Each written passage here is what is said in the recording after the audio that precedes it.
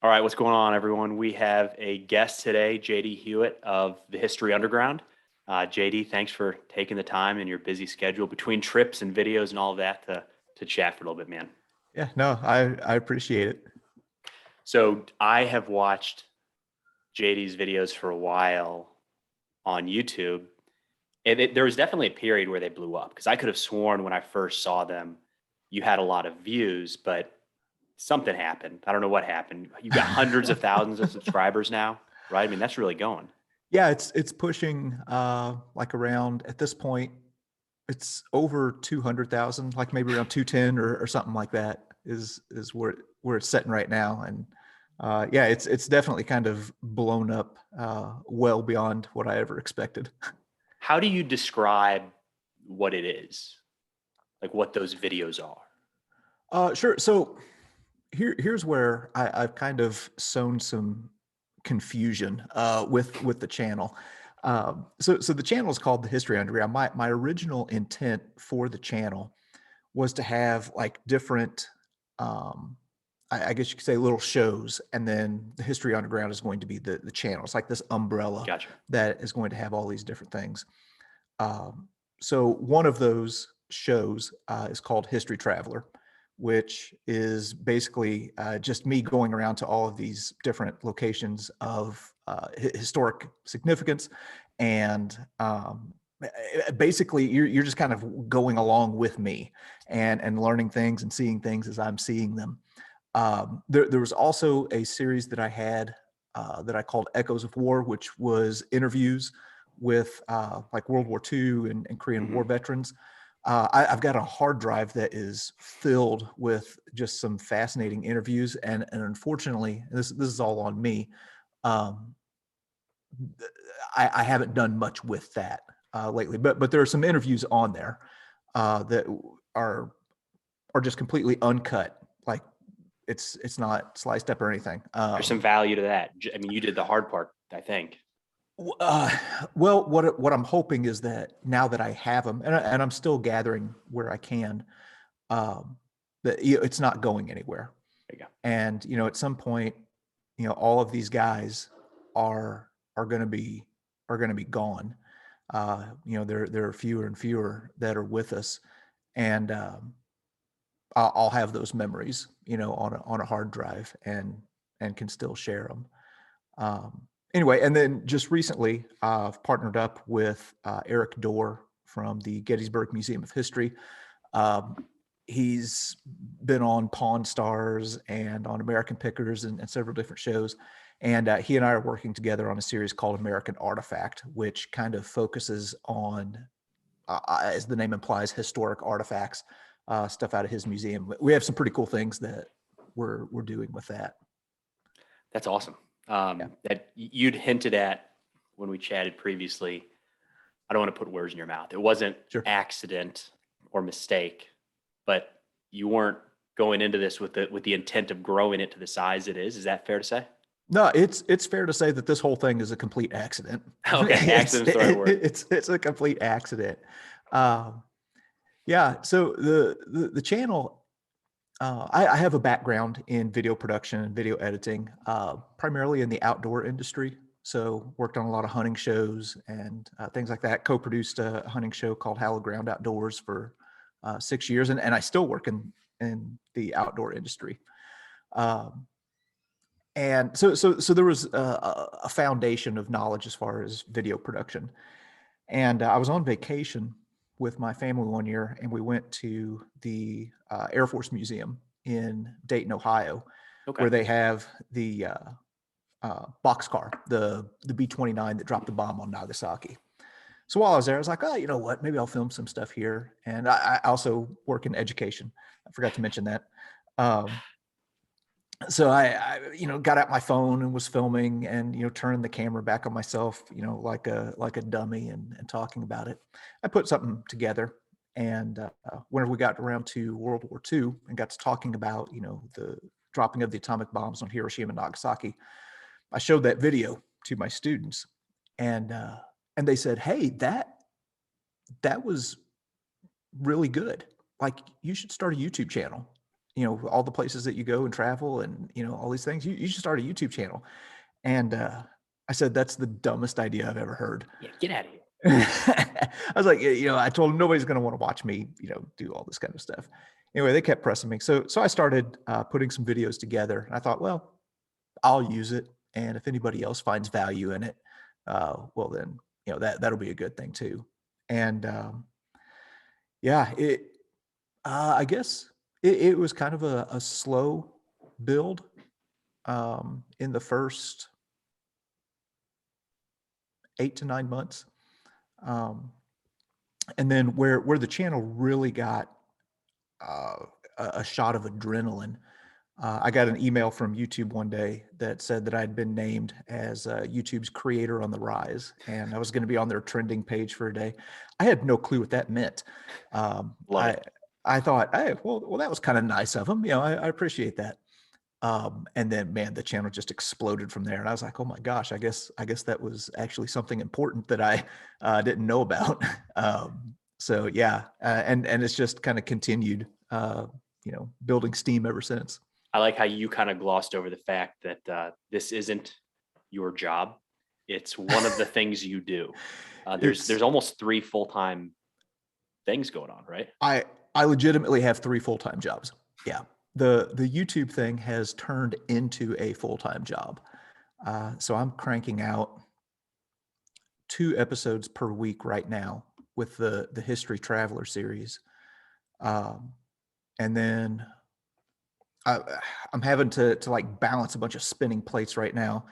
But eventually I'm going to start having 2 History Travelers and 1 American Artifact video every week. So you're going to have 3 like short videos every week. And that's if I don't collapse and die at some point, with all if they of the stop, stuff that we'll know what happened. Yes. Yeah. Yeah. But that's kind of the nice thing about YouTube is I'm not bound by any contract to, have a certain amount of videos. It's more just pressure that I put on myself to do that. And what you want to talk about. How do you come up with that? How do you just, especially because so I can talk about whatever I want to talk about because most of it's happening right here in this room. It doesn't really matter, but you're going to locations. What does that look like to come up with where to go? Really, I think that I have kind of a natural curiosity. Like I'm legitimately interested in almost everything. I kind of find value in learning about anything. Now, if you look at my channel, that you would probably assume that the only thing I care about is World War II and the Civil War. That is what has come to dominate the vast majority of the channel. But I'm legitimately interested in anything. I also read a lot. So whenever I'm reading a book, for example, let's say I'm reading a book on the Battle of Gettysburg, and they talk about Lee's headquarters. I'll stop and think, I wonder if that's still there, or I wonder what that looks like. So I have like a little notebook, and I'll jot down, hey, check this later. And then I'll go and I'll see if these places still exist. Because to me, like whenever I'm reading a book, obviously there's value in that. I love books that have lots of illustrations and lots of maps. So really kind of what I'm doing with the History Traveler series is I'm kind of bringing that element in, the visual element and kind of the exploration of these places and adding it to what you get out of a book. And I think it's really cool because there's, as we get older, I guess, right? You start to realize the places you're probably not going to go. There's so many, and you got to check the big ones off, and you got your bucket list of places to go. It's probably Pearl Harbor and D-Day and some things like that. Yeah. But especially internationally, we talked, I think, briefly about the Pacific. Like you start heading out that direction. How do you get stuff like that done? And I think you've done a really good job of, well, you said it, bringing people along. It makes it feel like you're actually there, as opposed to, I think we've all seen some videos that it's cool, it's informative, but it's not really it's not a tour. Yeah. Yeah. So the style that I kind of go for with that series or that particular show, I'm really just filming it in the same way that I I'm filming it in a way that I would like if I Mhm. were watching somebody else. So let me tell you, there is nothing that feels more awkward or stupid to me than holding that camera out and pointing it back at myself. But and I've had some people that have gigged me. It's not very many, but some people who have gigged me where they talk about, I'd rather see what you're looking at rather than your ugly face and everything, which is valid criticism. I get it. Um, but whenever I'm watching a YouTube video, there are some channels where it's just strictly the guy walking around showing what he's seeing, and I like that. But I also like that human interaction Mhm. and the human connection. I want to see that guy's eyes. Uh, so I try and blend those two things whenever I'm filming, where it's kind of like you're with me, so we can see each other, and also you're also seeing what I'm seeing. So it's kind of like that.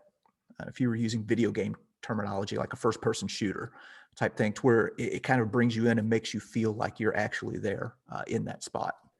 It feels like you're talking to me when I watch it. It feels like we're walking along and you're just explaining the things that you know, which is really cool. But I don't know if this is just your high level editing, and I'm looking right past it. But it looks like these are all long shots. Like when you start talking, you talk for a long time, and you're rattling off some statistics, a lot of information. That's impressive. I mean, I imagine Oh, there's thanks. some work that goes into that beforehand. You give the Yeah. impression that like you just stopped on the side of the road and here's Utah Beach, and then you talk about it for 45 minutes. But I imagine there's a process beforehand where you're really dialed into some of this. It's really a little bit of both. So on the one hand, so you talk like Utah Beach or something like that, or I did a big series on Gettysburg. In some cases, there's a lot of reading and a lot of research that goes into it, and that's something that I do that I've always done with or without a camera. Mhm. Like if I go someplace, I want to know where I'm going. I want to know what happened there. So there's a little bit of that going on beforehand, and in some cases, you're learning right along with me. Like if I go into some big museum or something like that, uh, there are literally things that I'm looking at, and I'm like, oh wow, well here on this date, yeah, blah blah blah blah blah. So you're kind of, uh, like I said, right there with me, learning at the same time. That's pretty cool. I mean, that's Yeah, some, has that changed as you've gone along? Because that feels like a confidence thing that would be hard to overcome right out the gate. yeah, that, um, For me, at least. yeah, I would have a hard time. yeah. So I've, as the channel has progressed and grown and evolved, I try and spend a lot more time researching before I go someplace. Now, there's sometimes I'll see some place on the side of the road and I'll just stop because it looks interesting to me. But there have been a few times where, um, I've gone to a place and um, really didn't do my homework beforehand, and um, afterwards I look back and I'm like, gosh, I wish I would have known A, B, and C whenever I was filming that, because it could have been so much better. It could have been so much more informative. And I would have sounded so much less like a moron whenever I was talking about it. So yeah, I've as the channel's grown, I've tried to um, both become more educated myself going into it, and also bringing in people who are just way more knowledgeable and intelligent than me. There you go. Uh, There's the secret, right? yeah, yeah. I just bring in smart people and let them do the talking, and I'm kind of just right there learning along with everybody else. Then, So, oh man, I had a place to go there on that, but of course now I draw the blank. I was going to try to make a sure. joke about if you're trying to get connected with smart people and I'm trying to do the same thing. What's happening here? One of us is getting tricked. Yeah. Oh Are shoot. there are there any areas that come to mind, any trips you've done where that's triggered in your mind after the fact of, oh, I wish I would have known about the eastern side of this battlefield, and you're considering going back, maybe redoing it? Not One redoing it, but thousand. doing a second one. Yeah, 1000% Normandy. Yeah. The the first trip that I took to Normandy, um, as far as the filming aspect of it goes, um, I got finished with that trip in that series. So the first Normandy series that I did, I can't remember how many episodes it ended up being, but it was a whirlwind trip.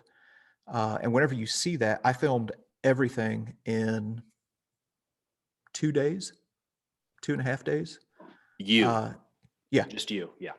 yeah. Well, my wife was with me too, but I mean, it was just a blur, like trying to hit as much stuff as I could.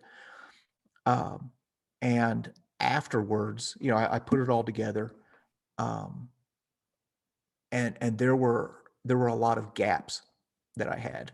And I was talking with Paul Woodage. He has a YouTube channel called World War II TV, which is just outstanding.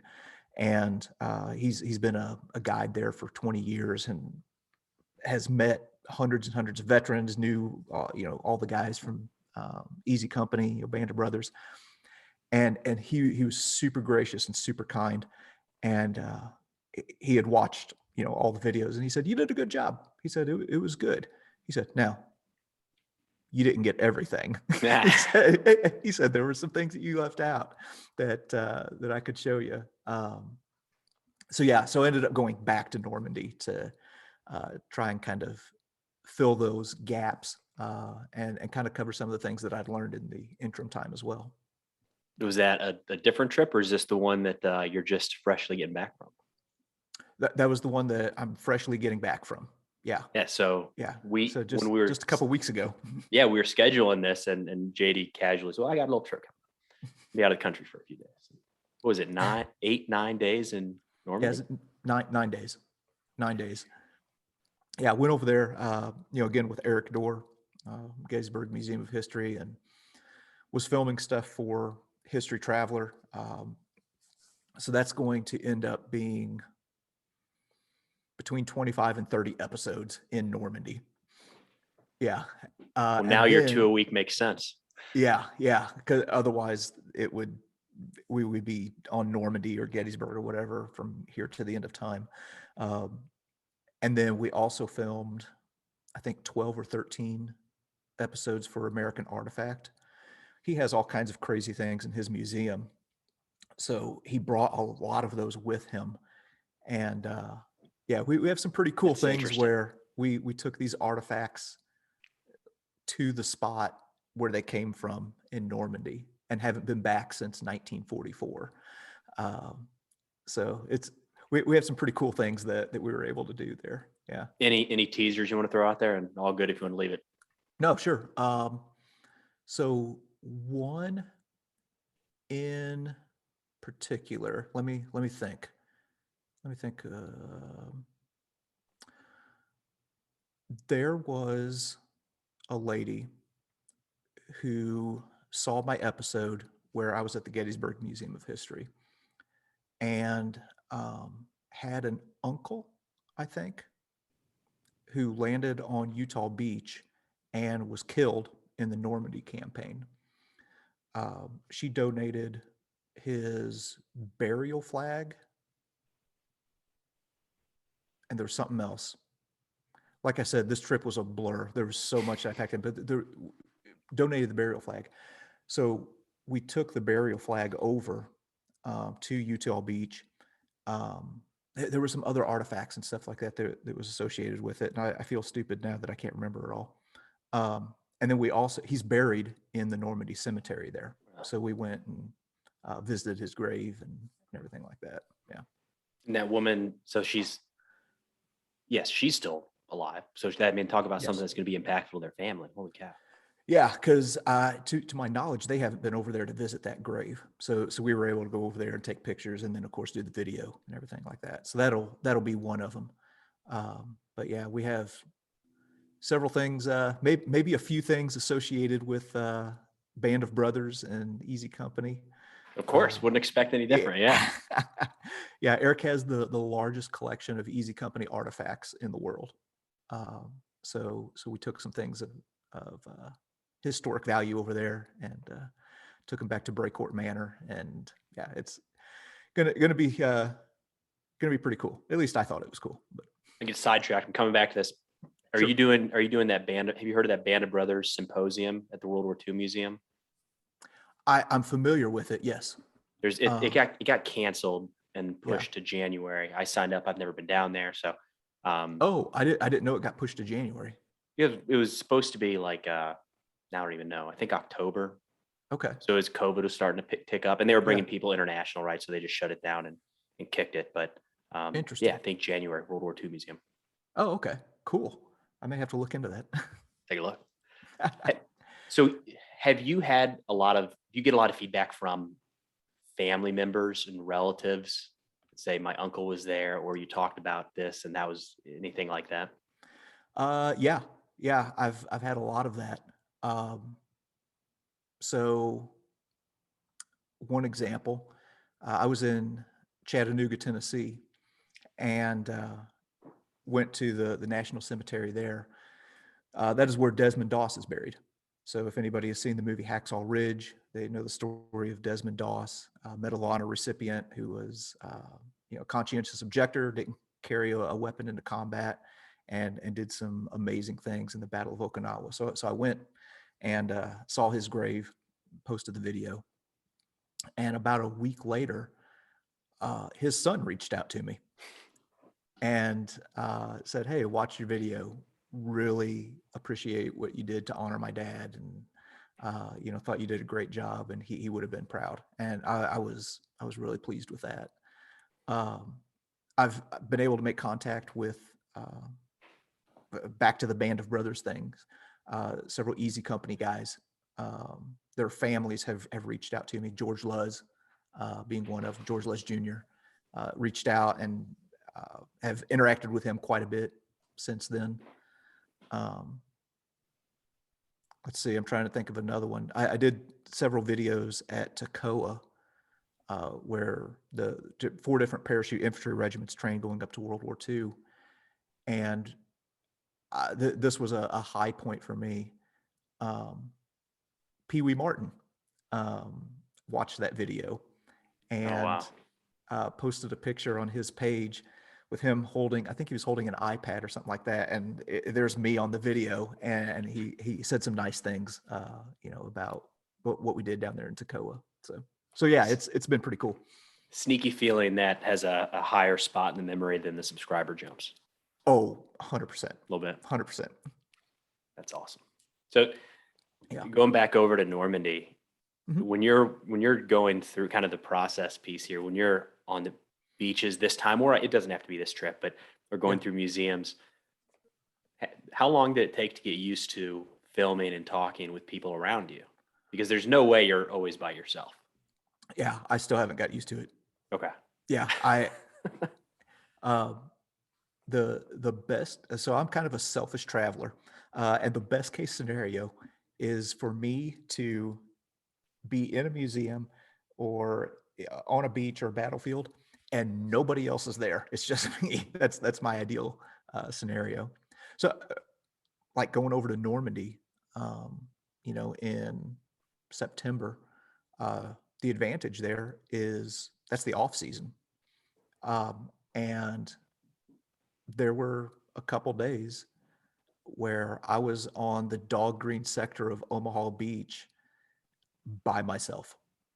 Had the entire expanse. I could look to the left and to the right, and there was nobody on the beach except for me.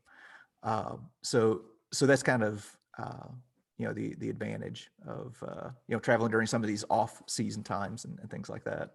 But no, I still can't get used to being around people. I feel like such a dummy. It's I went to Shiloh. I went to Shiloh when I was old enough to remember that I had been to Shiloh. Mhm. But it's just a couple miles down the road. So drove down a few weeks ago and did some short videos there. And um, it was close, and it's a big battle. So I thought this would be a Right. great one to knock out and do some like TikTok videos, things like that. Mhm. And then I started looking at the next place I wanted to go, the next thing I wanted to do. And when I started looking at maps and seeing how many of these battlefields are right in the middle of towns and cities, and Yeah. in the background is an interstate or buildings, I realized how unique a place like Shiloh is because you can be by yourself. Right. There might not be anybody around, and that feels so much I don't know. It seems like it's easier to tell a story when it looks somewhat the Normandy beach, dog green, right? Like I know a lot has changed, but at least you can kind of see where things might have sat. Yeah, and you can also get such a much better understanding and appreciation for the history of what happened there. Um, so I mentioned Paul Woodage. One of the places that we went to. So Paul and I collaborated, while I Mhm. was over there, and we went to Lafayette Bridge, where the 82nd Airborne held this key position during the Battle of Normandy in the days after D-Day, and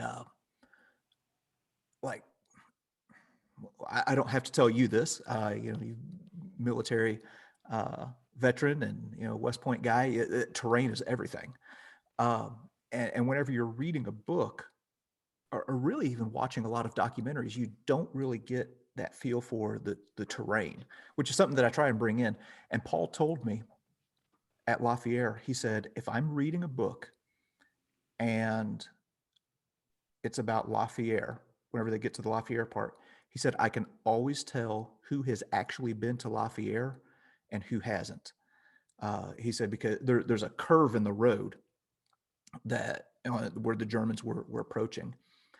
And he said, if they talk about that curve, then I can pretty reasonably, assume that they've been here. He said, but if they don't, he said, chances are they haven't actually been on the battleground because that's such a key feature there at Lafayette. Um, so anyway, I kind of started talking there, and I don't know where I was going, but Well, I think that's a good point. So we're here in Murfreesboro, the Battle of Stones River for the Civil War was here, and I want to do something about that, some short videos. But because it took place at the start of the year, the end of December, beginning of January, I want to wait until the vegetation is right yeah, because I think it makes like it's a little thing, but that was something at Shiloh was to be able to say this is kind of what the Hornets Nest would have looked like. It wouldn't have been crazy different. right. Um, I think that's a really good point, and even with videos, I think it's uh, hard to show that sometimes. Just a little curvature in the field that could hide a battalion of tanks you wouldn't think Yeah, about, right? yeah. So I mean, that's one thing that I do in the excuse me in the Lafayette video is there's a foxhole that one of the bazooka teams was in, and if you're standing on the road and looking at it, you can say, oh, okay, yeah, those two guys were that's where they fired on the Germans as they came around that corner and were approaching the bridge. Whenever you actually walk down there to where the foxhole was, you realize that they were in a low spot and they couldn't see those tanks approaching. So I try and show that with the camera. I'm like, okay, here is the view. Like I'm standing up. This is the view that those guys would have had. Okay, and then I'll crouch down and say, okay, now look at how you can't really see that approach. So this is how they would have had to do this, that, or the other. Did the same thing at Gettysburg and everything like that. So I try to the best of my ability be the eyes for the viewer and show, okay, this is what it looked like. This is what it would have felt like, being here in, for example, in Normandy in 1944. I don't know enough about virtual reality, but I've always thought that whenever I think of like that, I think of how cool it would be. What always comes to mind is the Normandy landings and like how cool would it be to stand there and put up your phone or put up goggles and be able to scan the beach and see from you know the landings at the dog green sector or the Yeah. Charlie whatever and actually see how it would look. Lafayette is a great example. If you could Mhm. put it seems like at some point that's going to happen where you can It's be on coming. site and you can look around and then you can recognize like, oh, this gunner couldn't see anything. Yeah. Yeah, that's coming. And I think it's coming sooner than what we might think. They're already kind of doing some stuff like that at Gettysburg, Okay. where yeah, you can hold up your phone, your iPad, or whatever, and as you move around, it's showing like what was happening, in that exact spot. But I think that's going to get even better and better and better. Um, and yeah, I think, I mean, you want to talk about an immersive experience? My gosh, um, that will be about as immersive. Uh, as it gets. I don't know first step. Like I would like to do that, but I don't know the first step to head that direction, right? The Yeah. technology and all that stuff. So Yeah, it's beyond me. you get word, let me know, and I'll go check it out. Oh, You mentioned having all these recordings of I imagine a lot of World War II veterans. yes. Is there when you think about what you're doing with History Underground and History Travel and all of this, is there a purpose? Like, is there something guiding you that you're moving towards, or the reason you do what you do beyond just enjoying it? Yeah. It's the soul, I guess the core, I guess you could say, of what I'm doing is educational in nature. As I want to do something that is going to have value to people. So I'm just trying to provide a service in some way that people can utilize.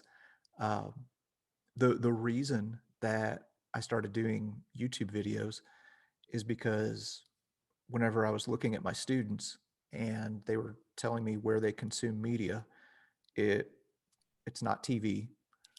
Um, I was kind of surprised that very few were watching Netflix or Amazon Prime or anything like that. A bunch of YouTube junkies, though. So I was like, okay, well, if this is where they are at, then um, maybe I can contribute something, here in this space that is of value in some way. And a lot of times, I'll get comments on the videos where people will say, they I never learned this in school, or they never taught me this, or why didn't I ever learn this? To be fair, teachers are kind of strapped, for time. You can't dive into the depths of every single topic. So No. yeah, so I kind of view the school as like the skeleton or the framework that you get, and then maybe you can come to the History Underground or any number of other YouTube channels or podcasts or things like that, and then you can start getting a supplement to that learning, where if you have something that was sparked in the classroom that has given you a hunger, well, you can go find that other places. And that's the reason I keep my videos short. Like, I try not to go over 15 or 20 minutes.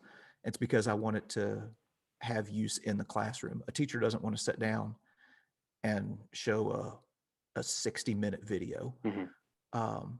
but a 10 or 15-minute video that they can show their class that supplements what they're talking about and kind of brings the students into that place, and gives them something tangible to look at and see.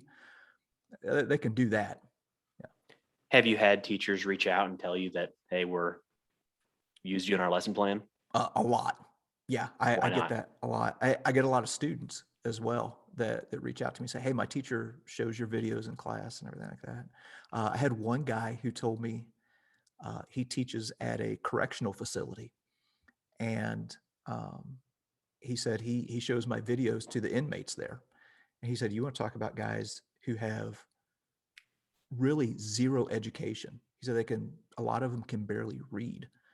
Their education was just non-existent. And he said, man, your videos have been awesome. He said they love them. I was like, oh, okay, well, that's cool. So I've got a lot of good feedback, from the educational space, which is meaningful to me because that's why I'm doing it. Still home too, right? Yeah, exactly. I think there's a big part of that where it's the storytelling piece. You're not regurgitating facts. There's some official, Civil War documentaries I'll pick on, maybe put together by the battlefield or put together by an association, and Yeah. it's very scripted, and they hit all the facts and they hit all the Mhm. times, and everything is accurate and correct. But my God, I can hardly get through it. And I think that's probably how a lot of books come across to middle school, high school, even college students. It's Sure. boring, it's dry, but when you can add some flavor to it, still telling the story accurately, Yeah. but adding a little cadence, right? And a little color Yeah. to it. And by the way, this is where he got shot, and that is where it comes alive. Yeah. Yeah. I completely agree. I can think of, several channels that I watch that I personally enjoy, that really hit that mark. Where they keep things moving, and like I said, it's a supplement to, what you've already learned, and it's not the typical um, documentary style. I would like to, the feedback that I've got is that it's accessible, kind of like what we were Hmm. talking earlier, where it feels like you're just hanging out with a friend who knows a few things, and is taking you to one of these sites with him. So I got a great question for me. How about that? A question Sure. I'm very interested in asking. The last time we were in Normandy, I've done it the opposite of how you've done it. I go for like a day as part of a bigger trip and then panic that I didn't see a fraction of what we were supposed to. Yeah. But we did a tour the last time we were there, and the guy was super knowledgeable, very, very Hmm. smart. But on our bus of 10 people, we had folks asking if the Normandy invasions were in World War I or World War II. Yeah. So he had to be at such a high level that I really didn't enjoy it very much. How do you approach that in the videos, knowing that you could get the full spectrum? Right. So, what I would like to think that I do is, take the Gettysburg series, for example, that I did. Huge battle, thousands of stories.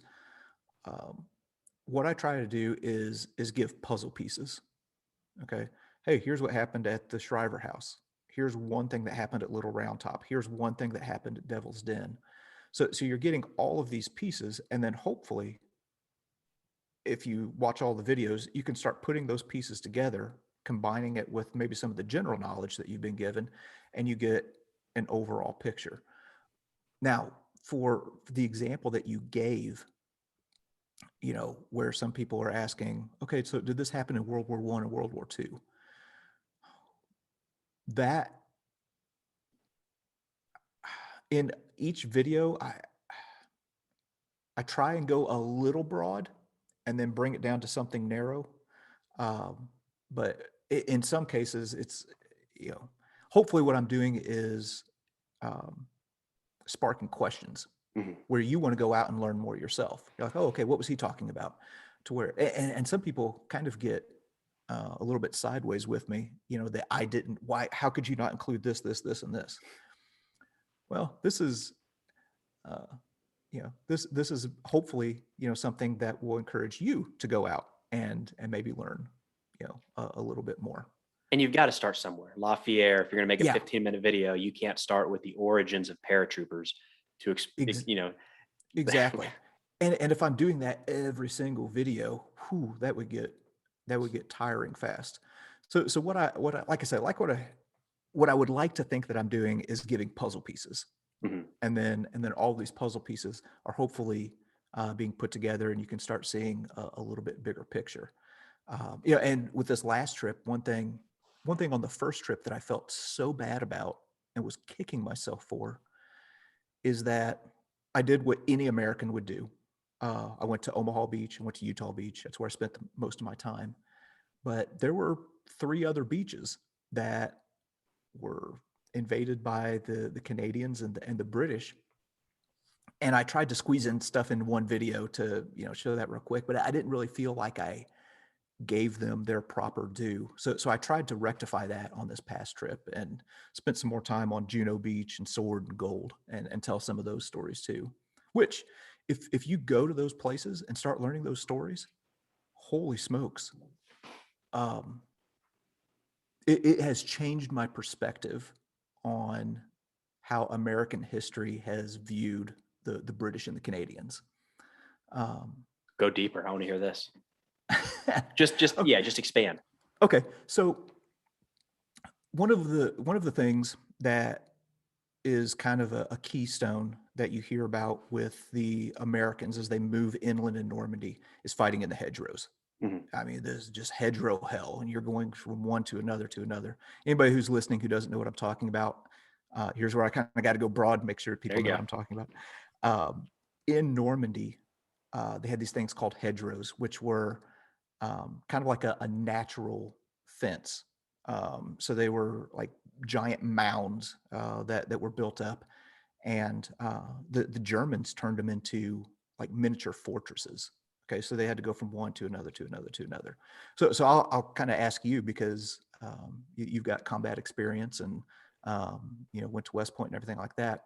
If you had the choice between fighting in hedgerow country or fighting in a wide open plain, which would you prefer? Not even close. Those hedgerows it's close to trench warfare in a sense. Okay, so Awful. so you would prefer fighting in the wide open country? I think so. If there were armor, if you had armor assets and tracked vehicles and things like that. Okay, How about this? I would prefer attacking that. The idea of okay, attacking a hedgerow, just knowing that it's almost like a building in a sense, uh-huh. could come at you from any corner. Attacking a hedgerow sounds worse to me. But I've Okay, also spent a lot more time, as you were getting at, reading about the horrors of the hedgerows. So yeah. So I approach it from the perspective of an outdoorsman or a hunter, because that is where I do have some experience, and I know that if I'm turkey hunting, I would rather turkey hunt in some dense vegetation, or in something like a hedgerow where I can maneuver and and there's cover. get around and get cover and concealment, versus hunting a turkey out in the middle of a 100-acre field. I don't know how to approach that without getting spotted, Mhm. and there's no cover and there's no concealment. Is one better or worse than the other? They each have their benefits and they each have their drawbacks. Well, whenever you get over to the area where the British and the Canadians were, dude, it is wide open, Really? and those guys got chewed up. Um, so there, one example where the Canadians landed on Juno Beach, they start moving south, and there was a division called the 12th SS Panzer Division, the Hitler Junge, okay, so Hitler Youth Division. These guys were fanatics, like they were messed up. They were led by a guy named Kurt Meyer. They're moving south, through these open fields, and Kurt Meyer was 8 miles away watching them come, Oh, and gotcha. they got chewed up. And whenever I went there, and whenever I was learning more about that story, I was like, dude, I would want no part of this. To be out here in the open and have nothing to hide behind, nothing to maneuver around. That's not to say that the hedgerows weren't awful. They were, but open plain to me is a different kind of awful. It's Um, interesting how different those fights were, because you're right. yeah, I think Normandy, the Battle of Normandy, to me, is hedgerows. yeah, yeah, and that's not what you really see as much over in the British and Canadian sectors. Here's another thing that really struck me, that gave me more of an appreciation for what the Canadians and the British went through. If you go to, oh crud, I forget which part. I've got to get all of my code names right here. It's the middle part of Juno Beach. Um, there's like a 15 to 20 foot seawall that they had to go over to get inland. So Omaha Beach, you've got this wide expanse of open territory you have to go, and then there's the bluffs and everything like that. Imagine having to do that and then take ladders and go up a wall that has barbed wire at the top, and then go into an urban combat zone. Yeah. Uh, oh, it was horrible. And here's something else that people don't know, is that, of course, bloody Omaha, that's where the highest number of casualties were. But if you look at the number of casualties as a percentage of the fighting force, the Canadians at Juno Beach have the highest casualty rate, uh, more than Omaha. Um, so anyway, it's little things like that where once you get on the ground and you start walking the train, stuff like that, it gives you a broader perspective and a greater appreciation. It seems like, so perfect example. The more that I learn, the more I realize I have yet to learn. 100%. It's a benefit with this type of content because you're not going to run out. Yeah. You're not going to run out, but yeah, you just can't hit it all. Was there? So I 100% agree. We tend to focus on the United States, focus on the American involvement in Mhm. conflicts. I don't think it's. I've gotten a lot of feedback that we tend to write out the other allies. I don't think it's quite that bad, but the focus is very much on the American flag. Do you get much feedback about that? People asking you to try to cover other, hey, why didn't you go to Juneau kind of thing? Yeah, I got that. Whenever I did that first Normandy series, people from Canada, people from Britain saying, "Hey, you do realize that there were other countries involved in this fight, don't you?" um, Yes. and yeah, in which I genuinely felt bad, but I just didn't have the time. Um, and hopefully I make that up in this next one. So yeah, I do get some feedback, and to be honest, um, there are a lot of Americans who probably don't know that there were other countries involved in the Battle of Normandy. Um, as a matter of fact, I know for a fact that's true because I was talking to Paul, and he said that um, he was at a museum one day. He had a tour. His tour group went inside. He was hanging around outside, and there was an American outside sitting on a bench, and he engaged in a conversation, and the guy said, "Well, it's kind of funny, a British guy, being here at Normandy. I wouldn't think that you'd be interested." And he was like, "Why is that?" He's like, "Well, the British weren't here, were they?" He's like, "Oh, they Oh actually man, were." come on, not giving us a good look there. Yeah. Somebody's got to answer for that comment later, you know? Yeah, yeah, exactly. But and you know what? Even in pop culture, in the movie Saving Private Ryan, they kind of gig the British. There's a scene between Tom Hanks and Ted Danson, and they kind of rip on Montgomery, which Montgomery needs. He earns kind of the ribbing that he gets because he was a terrible people person. Um, but they talk about how slow Montgomery is moving. Honestly, there was a reason that they were moving slow. It's because the Germans were sending all of their armor around that area to Caen. Um, as far as fortifications, there's a denser fortification network, right there in the British 50th Division sector. Um, wait, no, I'm sorry, the British Third Division sector, heading towards Caen. And also the British had this doctrine of steel, not flesh, because they didn't have a whole lot. Their army wasn't as big, so they couldn't really be as reckless as, like, say, the Soviets could be, who had an endless supply of bodies. Other side of the spectrum there. On the other side, yeah, complete other side of the spectrum. I mean, think of it, if you're playing, in a poker tournament, uh, you're probably not going to be as reckless as, if you're playing with $50 as if you had $500. The British, they don't have the depth, um, to be reckless. Plus, they'd already gone through the horrors of World War One, and they didn't want to replay that. Um, so anyway, there's a reason for that slow movement. And then again, like I mentioned earlier, you have these open plains that you're fighting against. So it gives you a different perspective, I guess I could say. That was a long rant to say. No, it's an So, interesting, yeah, it's an interesting piece there. simple point. Yeah. Well, I want to talk more about, especially, to pick on D-Day. It's so easy to just use that for every single example here, but Yes. that the challenge I have is when you start throwing out the ranks in the British military, I can't connect that as quick. When you say captain, I got it. When you say a platoon of Rangers, I got it. But when you start saying Patricia's light infantry, I don't know what that is. And Yeah. I have to, it sounds silly, but I got to dig into it a little bit further, and I'm losing track of it. Just everything takes a little bit more research. And next thing I know, yeah, Yeah. So that's my fault. no, yeah, I'm right there with you. Whenever you talk about, oh, here's where Sherwood's Rangers landed, and then you also have the Green Howards, and I'm like, who are they attached to? Who are these people? Yeah, How so big? Yeah. What? Yeah.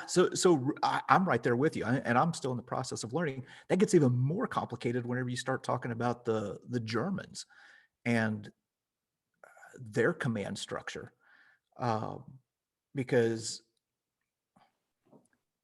e- like in the U.S., okay, there's three different divisions. You've got the First Infantry Division, you've got the 29th Infantry Division, and you've got the Fourth Infantry Division. I can understand that.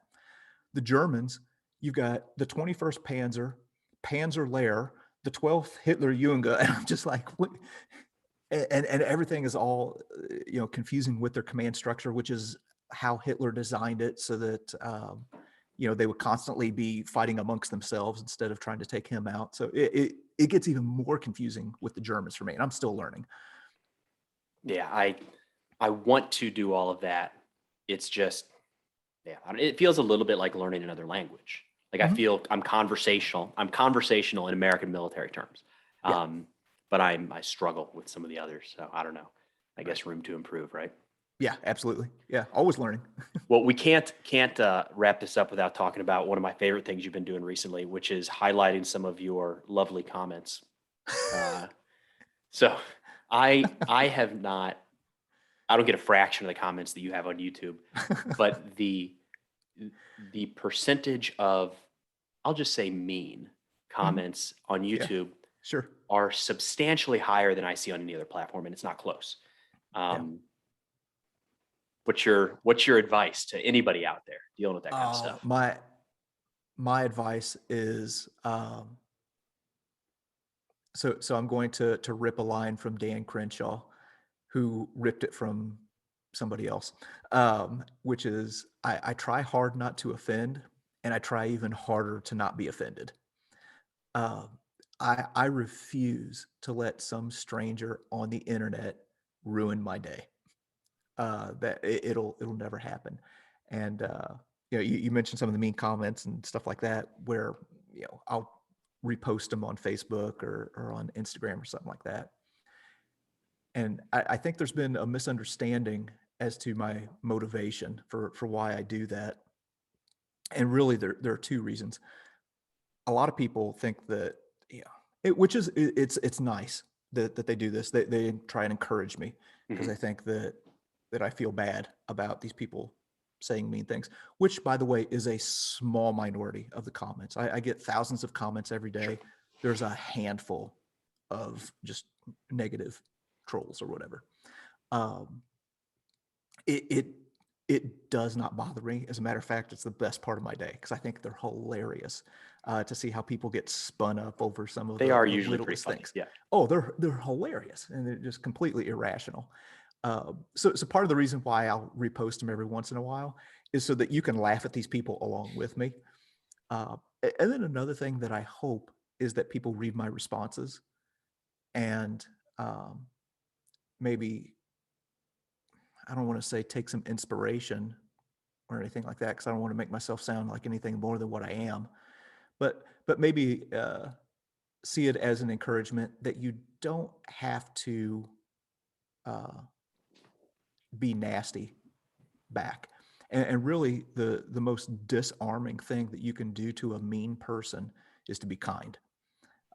Just be aggressively kind, and no matter what. So that's what I post them for. I mean, when somebody comes in hot, there's nothing you can say argumentatively that they're gonna say, "Oh, yep, my bad. I should Yeah. not have called you ugly," or whatever, right? They're not. It's not gonna happen. So Well, you say that. I've had people who have responded where they were like, you know what, that was a little bit harsh, oh, okay. and have apologized. Yeah. Love it. There's a verse in the Bible that says, harsh words stir up anger, but a gentle answer turns away wrath. So I try and kind of live by that, and giving a gentle, kind answer to where somebody says, man, why are we looking at your ugly face instead of the battlefield? Yeah, I'd say, oh, I don't know, man. Imagine having to look at that face in the mirror every day. I feel bad for you. I imagine how my poor wife feels, where she has to look at that all the time. Thanks for watching anyway. So yeah, I just try and be aggressively kind, no matter what. Talk about something you maybe weren't thinking about when you filmed the boxcar. some of those first few videos was dealing with thousands of comments on YouTube a day. That, and if I make a mistake, so if I make a mistake in real life, somebody corrects me, and I say, "Oh, you know what? You're right. I'll fix that." Well, YouTube is forever. So I get to be reminded of that mistake by anybody who happens to come along and see that video. So I could have said something, 2 years ago that maybe, even if it wasn't a mistake, maybe it was incomplete, or maybe I didn't word things as well as what I would have liked. Well, I get to hear about that forever. Is But there anything you've redone or thought about redo? I mean, so if you accidentally say World War II ended in 1995 mhm, or 1940 or 1845, right. got it. People are going to look, little slip up. It didn't change the story at all. Is Yeah. there anything though where like you got it wrong? You read the wrong story beforehand or something, and you thought about redoing or taking down even? There's so two things that I'll do. Um, if I mess something up, if I catch it beforehand, like while I'm editing, what I'll do is I'll put a little annotation down at the bottom and say, "Hey, I messed this up. Yeah. Here's what it was."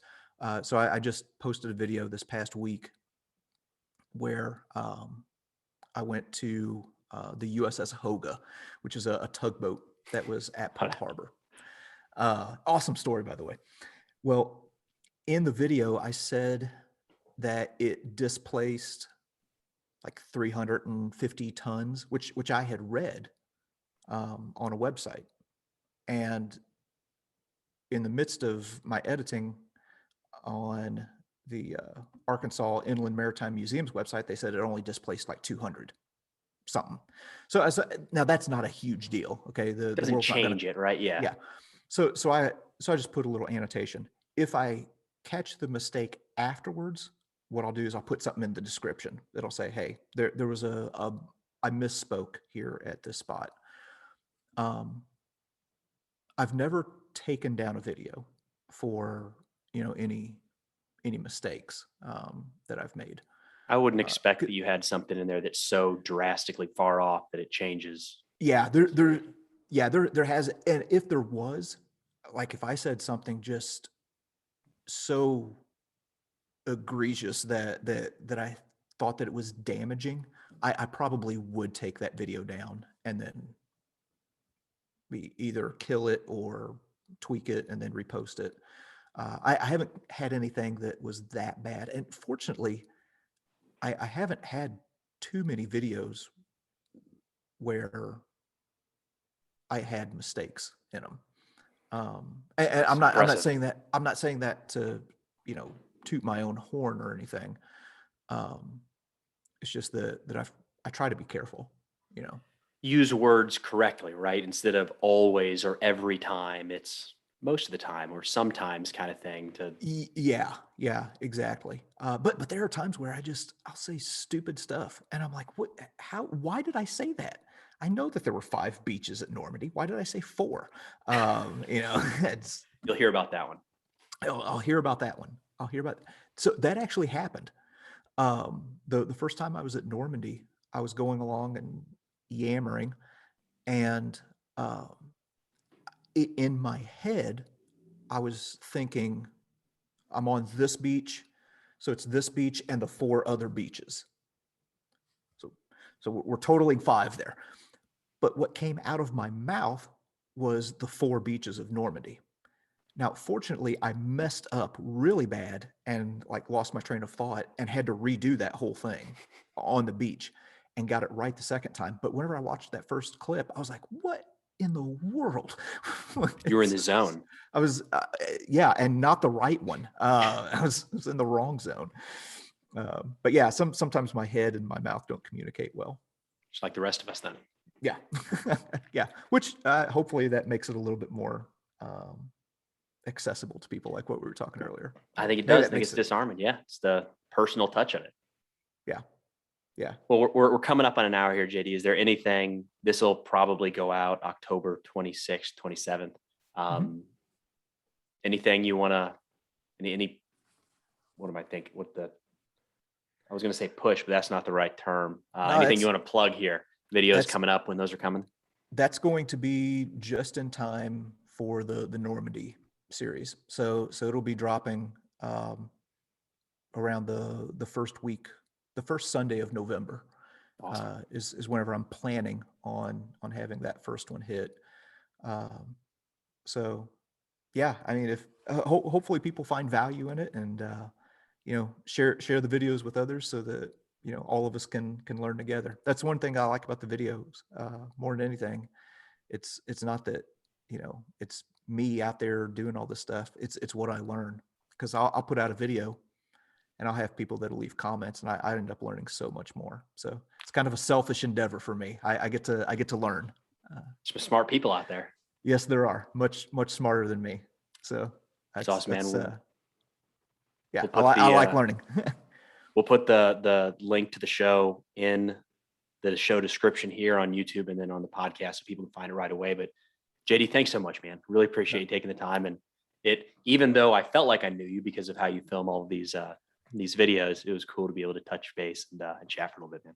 Yeah, absolutely. I'll have to get down there to your area. Maybe we can link up and you can show me some of those battlefields. I like it, man. We'll put it in the books. All right, awesome. Everybody, we'll see ya.